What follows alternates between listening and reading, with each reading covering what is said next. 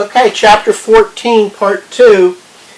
Here we're dealing with title risk and insurable interest.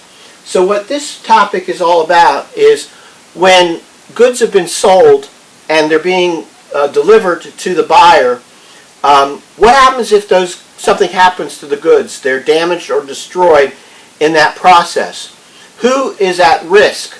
In other words, if the seller has placed the goods with UPS and goods get lost, UPS may have some obligation there, but is the loss on the seller or on the buyer? And so these are the rules that apply in that situation. Okay, so the first thing is that goods must first be in existence and identified in the contract before there's any interest in them that can pass from the seller to the buyer. Okay, identification takes place when specific goods are designated as the subject matter of a sales or lease contract.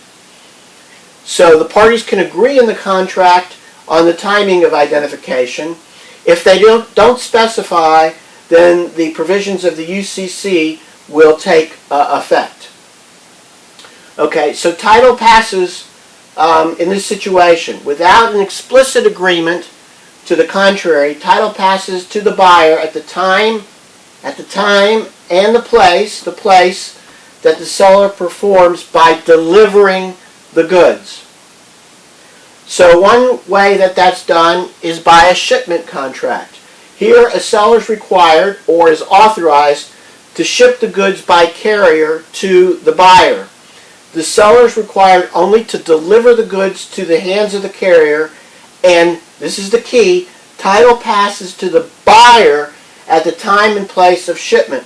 So once the seller places the goods with the carrier, then the title is going to pass to the buyer, and anything that happens to the goods at that point is the buyer's loss or the buyer's problem. And that's a shipment contract. So most contracts, or all contracts, are assumed to be shipment contracts unless otherwise stated in the contract. Another type of contract is a destination contract. Here the seller is required to deliver the goods to a particular destination. Title passes to the buyer when the goods are tendered at that destination. So it may not actually be the place of the buyer. It could be a warehouse. If that's what's stated in the contract and it's a destination contract, then when the goods are delivered to that warehouse, it's no longer the responsibility of the seller, but becomes the identified goods as to the buyer, and the buyer faces the risk of loss. What about when there's no movement of goods? When the contract does not call for the seller to ship or deliver the goods, passage of the title depends on whether the seller must give the buyer a document of title, such as a bill of lading, or a warehouse receipt. Sometimes the goods are held by a bailee. A bailee is somebody who holds property for the benefit of somebody else. Documents of title such as a bill of lading give the bailee possession of the goods and or contracts to deliver them. An example would be a warehouse or a trucking company. What happens when the goods are held by the bailee? When the goods are held by the bailee, risk of loss passes when the buyer receives negotiable document of title for the goods, the bailee acknowledges buyer's right to possess the goods, or buyer receives non-negotiable title and has reasonable time to pick up the goods. What happens when the contract is breached? In that situation, the transfer of risk depends upon which party made the breach. Usually, however, the breaching party bears the risk of loss. So what do we call an insurable interest? An insurable interest is a property interest in sold or leased goods that is sufficiently substantial to permit a party to be able to buy insurance against damage or loss of those goods. Both buyers and sellers can have an insurable interest at the same time.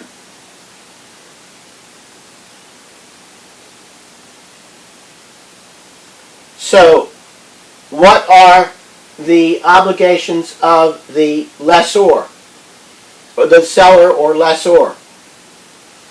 Tender of delivery occurs when the seller or lessor makes conforming goods, those that conform to the contract description in every way, available, and gives the buyer or lessee whatever notification is reasonably necessary to enable the buyer or lessee to take delivery. In addition, the seller or lessee has to tender delivery requires reasonable notice, reasonable hour and manner. Generally, the UCC requires that the goods have to be tendered in one installment unless otherwise agreed by the parties. What about the place of delivery? Parties can agree goods tendered at a particular destination for buyer to take possession. However, if the contract doesn't specify, then the place is the seller's place of business, the seller's residence, or the location of the goods, if both the parties know in advance that the goods will be there. The perfect tender rule. Remember the perfect tender rule from common law contract rules. The seller or leaser has an obligation to ship or tender conforming goods. The buyer or lessee is then obligated to accept and pay for those goods according to the contract terms. What if they fail? What if the goods fail in any way after tender or delivery to conform to the contract? In that situation, the buyer has certain rights. The buyer can accept the goods, reject the entire shipment, or accept part and reject part. What are some exceptions to the perfect tender rule? Agreement by the parties. Cure. The UCC gives the right of the seller or lessor to adjust or replace defective or non-conforming goods within a reasonable time or reasonable grounds. In other words, if the seller sells something that's defective to the buyer, the seller cannot be sued until the seller is given a reasonable time to cure, to make good on that sale, either by fixing, replacing, or otherwise making the goods conform to the contract.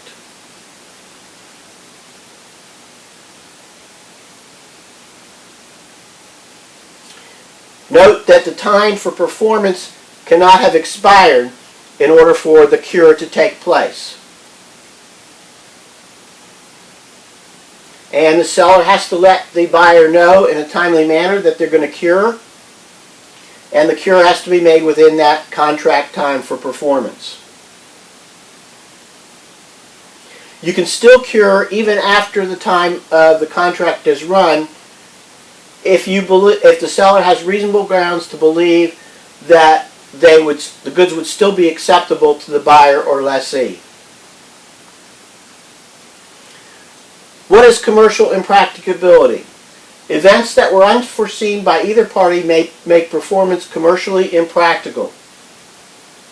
When this occurs, the seller or lessor must notify the buyer or lessee as soon as practicable that there will be a delay or non-delivery.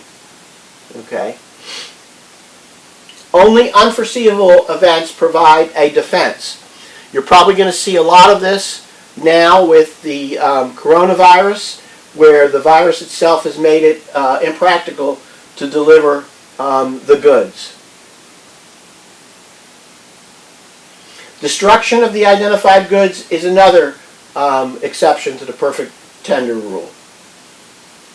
And we talked about this in general contract law under case law.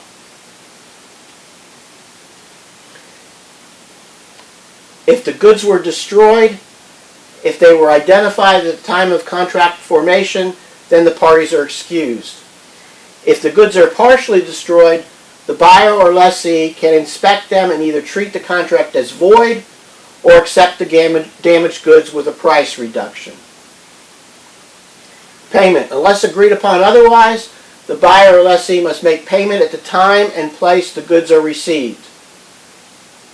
Or payment can be made by the means agreed upon between the parties or other method generally accepted in the commercial world. The buyer has an absolute right to inspect before payment